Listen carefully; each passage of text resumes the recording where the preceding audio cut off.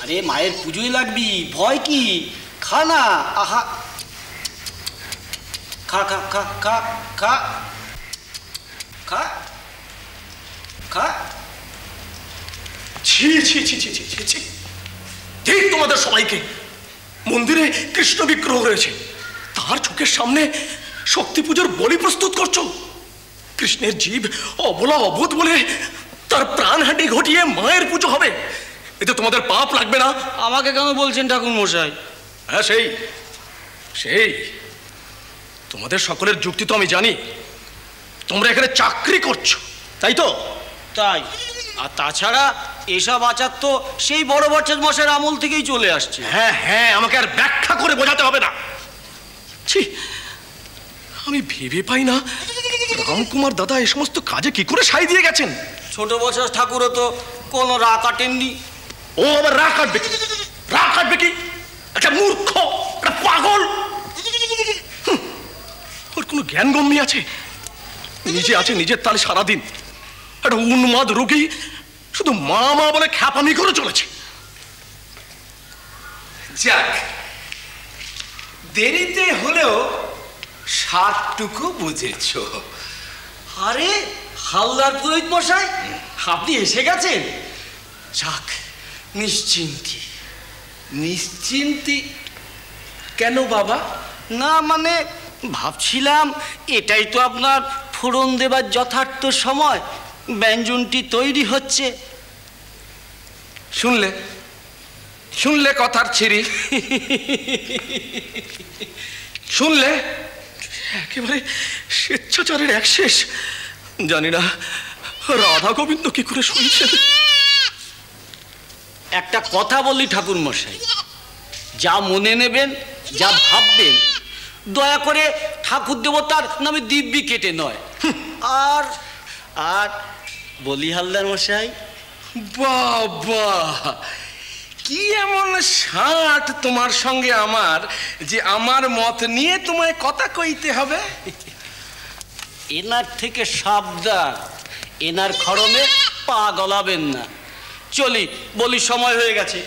আয় আয় আয়, চল চল চল চল চল চল চল চল চল চল চল চল চল।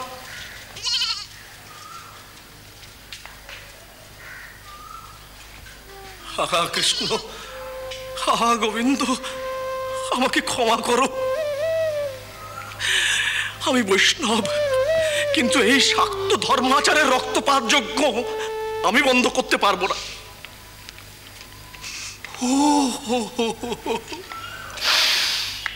তোমার জন্য আমার ভারী কষ্ট হচ্ছে গো হলধারী ঠাকুর। আমি পাপ সাগরে ডুবছি হালদার মশাই।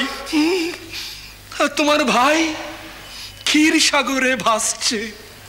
জানি না, আমি কিচ্ছু জানি না। আমি জানি। কি জানেন? তুমি তোমার ওই শাস্ত্র আর পুঁথির পাহাড় ঘাড়ে করে নিয়ে এখানে মুখ থুবড়ে থাকবে, আর তোমার ভাই রানীমার কোলে চড়ে নাম যশ কুড়োবে। ভাবো ব্যাটার কপাল। খোরাকি, জলপানি, মাসকাবারি মাইনে, বছরান্তে ধুতি চাদর সব যেমন আছে তেমন, অথচ পুজো করতে হবে না। কাজটা কি না, ভোরবেলা উঠে ওই গঙ্গার পাড়ে আসন করে বসে বাতাস টানো আর বাতাস ছাড়ো। কি না হঠযোগ হচ্ছে। তারপর ওই যেখানে খুশি যেমন খুশি বার দুয়েক মা মা বলে মাটিতে লুটোপুটি খাও। কি না মায়ের জন্য আকুল ভাব। তারপর ওই পঞ্চবটির জঙ্গলে ঢুকে এই একটু ছায়া টায়া খুঁজে নিয়ে সেখানে একেবারে শেকড় গেড়ে বসে পড়ো। কি না ধ্যান হচ্ছে। আসলে আসলে কি জানো, তুমি লোকটা ভালো মানুষ, বোকাশোকা, একটু ভীতু আছো। তাই তেড়ে ফুঁড়ে উঠে যে নিজের জায়গাটা নিজে আদায় করে নেবে সেটাও পেরে উঠছো না। আরে ওকে আমি চিনি, ও একটা ঢং নিয়ে চলেছে। জগৎ জননী মা নাকি ওর সঙ্গে কথা কয়। গপ্প করে, ওর হাত থেকে খায়। কি কল করেছে বোঝো। আসলে ও তো আর এখন তোমার আমার মতো মানুষ নয়, ও হচ্ছে সাক্ষাৎ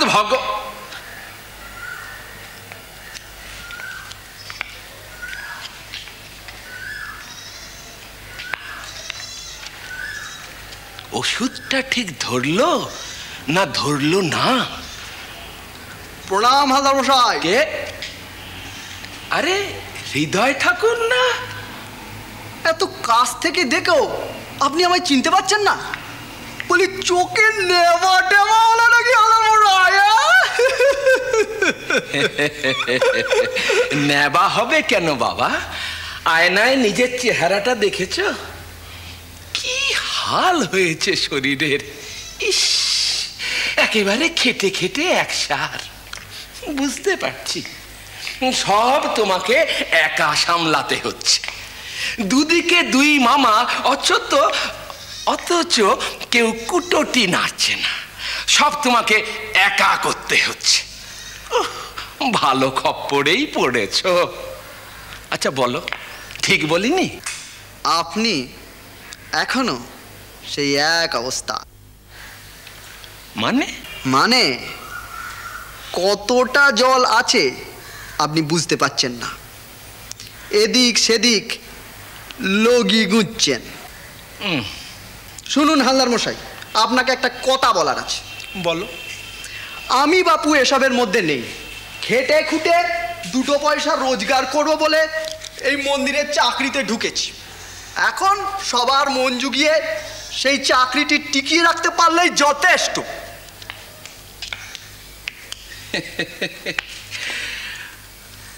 তাহলে তো একেবারে সার বুঝেছ। আগে কিন্তু আপনার মতলবটি ঠিক কি এখনো আমি বুঝতে পারছি না। পারছো না? এখনো আপনি কি আশায় এদিক সেদিক আঁচ দিয়ে চলেছেন? বলি এদিককার গতিক কিছু বুঝতে পারছেন না? কি রকম? আমার ছোট মামাটি এখন আর ডিঙি নৌকাটি নেই, সে এখন বড় জাহাজ। তার পাশে বয়া ভাসিয়ে বিপদে পড়বেন হালদার মশাই, বিপদে। হাসালে পামর মোরে তবু বাক্যের কৌশলে হা হা হা হা হা হা। দেখবেন হাসতে হাসতে টাকরায় জিভ আটকে পটল তুলে না যেন হালদার মশাই।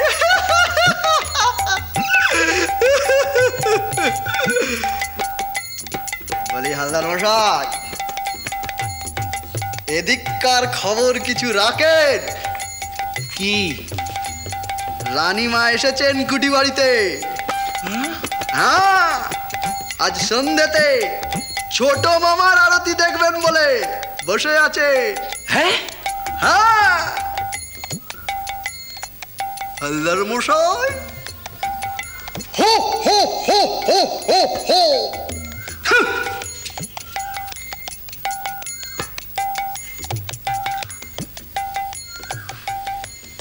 আরতি দেখবে?